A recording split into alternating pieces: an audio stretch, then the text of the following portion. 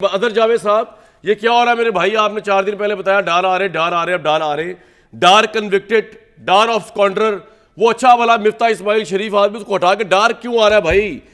Tell me the reason. क्या जेन में इनके, क्या करेंगे डार आके इधर? उनको सीधा जेल जाना चाहिए जो केसेस है उनके ऊपर। डार इस वक्त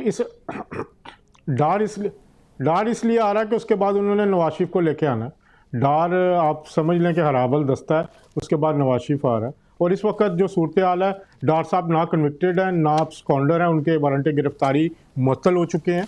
वो लॉ के मुताबिक, पाकिस्तानी कवानीन के मुताबिक एक इस वक्त फ्री शहरी के तौर पे आए हैं। और भाई एक मिनट ठहर जाए, एक मिनट मेरे साथ ही रहे।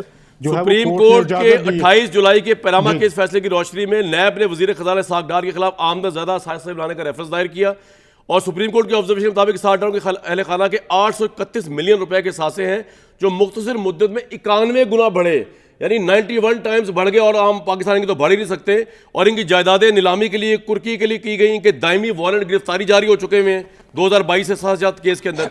तो आप कह रहे हैं इनको वजीर खजाना बना रहे हैं, तो इससे मुल्क की कौन सी? खैर ये आपसे सवाल मैं क्या पूछूं, क्या करेंगे आगे इधर भाई? और नवाज शरीफ का आप कह रहे हैं लेके आएंगे, नवाज शरीफ को किस तरह डार लेके आएंगे?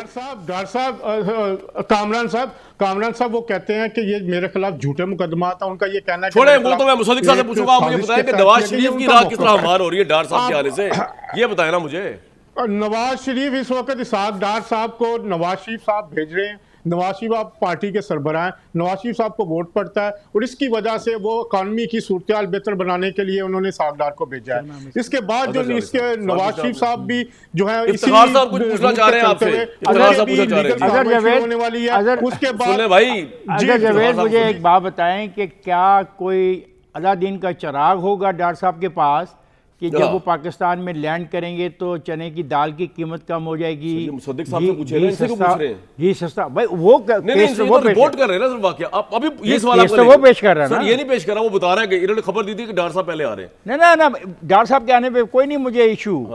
मुझे इस बात पे इशू है कि मिफ्ता के जाने और डार के आने से क्या होगा, फैसला किया ये बात है। मेरा सवाल ये है, बताएं अंदरूनी कहानी। इसकी अंदरूनी कहानी है, बताएं सर। मैं अंदरूनी कहानी है कि डार मिफ्ता साहब से यहाँ की क़यादत बिल्कुल खुश नहीं थी। उनके मुताबिक मिफ्ता साहब ने उनसे झूठ बोला, उनके साथ गलत बयानी की। झूठ बोला उसको वाकई में है क्या? झूठ बोला आप शेयर करेंगे? कीमतें बढ़ा, सुन उनका जी मैं बता रहा हूँ। हाँ। उन्होंने ये झूठ बोला, गलत बयानी की कि सिर्फ एक दफा पेट्रोल की कीमत बढ़ानी पड़ेगी, उसके बाद नहीं बढ़ानी पड़ेगी। ये यहाँ पर होने वाली मीटिंग में यकीन दहानी करवाई थी मिफ्ता इस्माइल ने, जिसमें वजीर आजम शहबाज शरीफ भी थे, दूसरे लीडर भी थे और नवाज शरीफ भी मौजूद थे। उसके बाद मिफ्ता इस्माइल ने कहा था कि IMF से भी मुज़ाकरा ठीक हो जाएंगे, सब कुछ ठीक हो जाएगा। लेकिन उसके बावजूद फिर 3 से 4 दफा कीमतें बढ़ाई गई और मिफ्ता इस्माइल साहब का ऊपर ये इल्जाम है कि वो इकोनॉमी को ठीक करने में नाकाम रहे। इसका मतलब ये